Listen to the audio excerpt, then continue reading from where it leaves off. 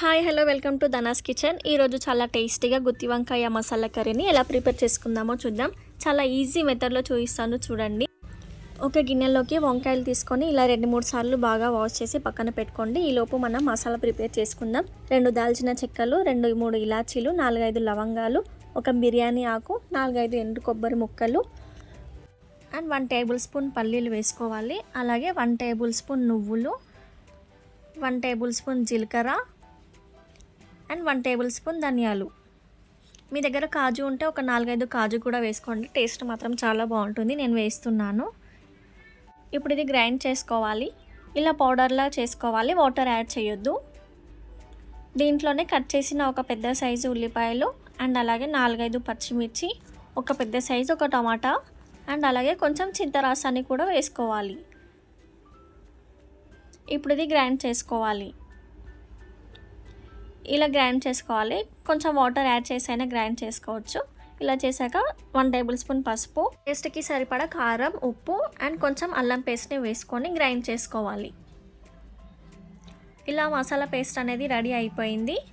ఇలా గ్రైండ్ చేసుకొని పక్కన పెట్టి వేరే ఒక గిన్నెలోకి వాటర్ తీసుకొని దాంట్లో కొంచెం సాల్ట్ యాడ్ చేసి ఇలా వంకాయకున్న తొడుమని తీసేసి 3/4 కట్ చేసి వాటర్లో యాడ్ చేసుకోవాలి. మనం మసాలా ప్రిపేర్ చేసుకున్నాం కదా, అది దీంట్లో స్టఫ్ చేయడానికి ఇలా 3/4 కట్ చేసుకుంటున్నాను. ఇలా చూపిస్తున్న విధంగా ఇలా కట్ చేసుకోవాలి. ఇలానే అన్ని వంకాయలు కూడా కట్ చేసుకొని సాల్ట్ వాటర్లో యాడ్ చేసుకోవాలి. తర్వాత ఇప్పుడు ఈ మసాలా పేస్ట్ని ఈ వంకాయలో స్టఫ్ చేసుకోవాలి. ఇక్కడ చూపిస్తున్న విధంగా స్టఫ్ చేసుకోవాలి. ఇలా వంకాయ ముక్కలు అనేది ఓపెన్ చేసి సైడ్స్ నుంచి పైనుంచి ఈ మసాలా పేస్ట్ అనేది మొత్తం నింపుకోవాలి. ఇలా సాల్ట్ వాటర్లో నుంచి డైరెక్ట్ తీసి మనం స్టఫ్ అనేది నింపుకోవాలి. ఇలా అన్ని స్టఫ్ చేసి పెట్టుకోవాలి. ఇలా స్టఫ్ చేసి రెడీగా పక్కన పెట్టుకోండి. వేరొక బాండీలో 2 టేబుల్ స్పూన్ ఆయిల్ తీసుకోవాలి.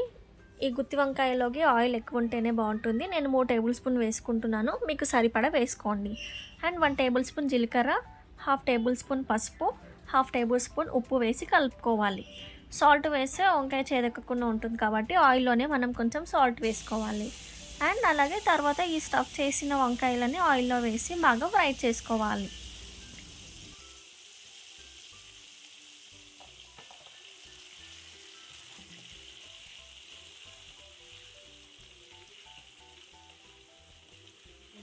అన్ని వంకాయలు వేసాక బాగా కలుపుకొని ఒక 5 మినిట్స్ ఫ్రై అవ్వనివ్వాలి.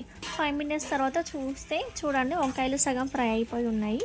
మనము మసాలా అనేది అడుగు పట్టకుండా ఉండడానికి 5 మినిట్స్కి ఒకసారి చూస్తూ కలుపుకుంటూ ఉండాలి. ఇలా బాగా ఒకసారి కలిపిన తర్వాత మిగిలిన మసాలా పేస్ట్ని వంకాయలో వేసుకోవాలి. ఈ మసాలా పేస్ట్ని మొత్తం స్ప్రెడ్ అయ్యేలాగా వేస్తూ మెల్లిగా కలుపుకోవాలి. వంకాయలు విరిగిపోకుండా ఇలా మసాలా పేస్ట్ అనేది మొత్తం స్ప్రెడ్ చేస్తూ నెమ్మదిగా కలుపుకోవాలి. స్టవ్ అనేది సిమ్లో పెట్టుకొని మనం మసాలా అనేది స్ప్రెడ్ చేస్తూ ఉండాలి, లేదంటే అడుగు పట్టేస్తుంది. సో ఇలా మొత్తం స్ప్రెడ్ చేసిన తర్వాత ఒక 5 మినిట్స్ మూత పెట్టేసి ఉడకనివ్వాలి. 5 మినిట్స్ తర్వాత మూత తీసి చూస్తే చూడండి ఆయిల్ అనేది పైకి తేలుతూ ఉంటుంది అండ్ మసాలా అనేది వంకాయకి బాగా పడుతుంది. ఇలా వాటర్ యాడ్ చేయకుండానే ఒక 10 మినిట్స్ మనం వంకాయలు అనేది ఉడికించుకోవాలి. సో ఇప్పుడు గ్రేవీకి సరిపడా వాటర్ని యాడ్ చేసుకోవాలి. మీకు చిక్కగా కావాలంటే వాటర్ కొద్దిగానే వేసుకోండి, లేదా నార్మల్గా కావాలంటే వాటర్ ఎక్కువ యాడ్ చేసుకోండి.